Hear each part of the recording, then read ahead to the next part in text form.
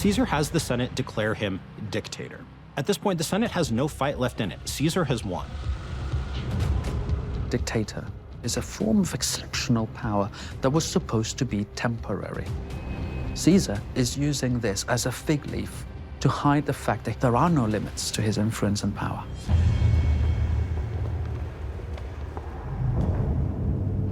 Caesar now uses his unprecedented power to pass reforms he thinks are needed to transform a crumbling republic.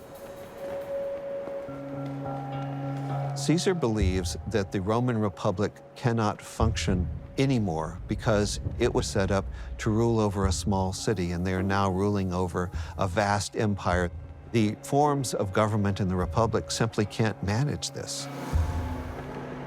Caesar has come to the conclusion that the only way to save the Republic is to fundamentally destroy and rebuild it. He needs to create a new system centered around him.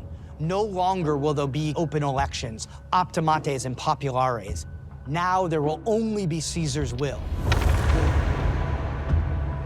While this benefits Caesar, in his mind, it also benefits Rome. It enables Rome to transform from a crumbling, decaying, corrupt republic to a staggering international empire.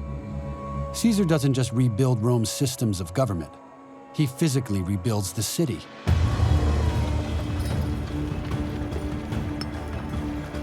Caesar begins a massive rebuilding of Rome. He builds libraries. He builds a new forum named after him. This building project provides thousands of jobs for Roman citizens and glorifies the city as it has never been glorified before. The people love him for it. Some of Caesar's reforms still shape the world today. Caesar puts into effect probably the greatest calendar reform the Western world will ever have. Rome had been using the lunar calendar, and the months were out of sync. Rome goes to the solar calendar, the so-called Julian calendar. It is basically the calendar that we in the West still use today. But Caesar is ultimately more interested in power than reform. As Caesar's power grows, he looks for new ways to display that publicly, to legitimate his new role.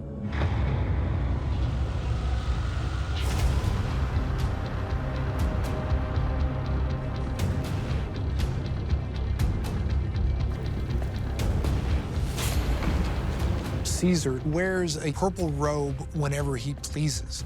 Now, this is significant because purple is the color of royalty.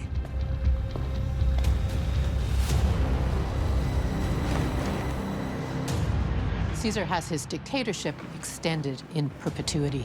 He will now rule as a sole ruler for life.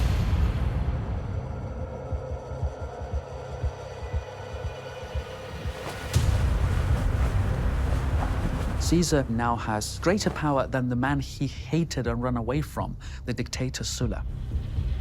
For a guy who claims to be a popularis, for someone who stands up for the little guy, now he begins to lose his mind with hubris. This was a man who used to be a reformer, and now he just wants absolute power.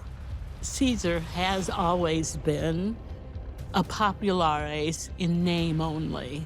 He is not interested in improving the lot of the people. The people were always just a means to an end. You're sure this is the right thing to do? I'm the most powerful man Rome has ever seen. It's time to make it official. Long-serving senators might not take well to it. Even Sulla was careful with them, not to make them feel disrespected. I'll do nothing.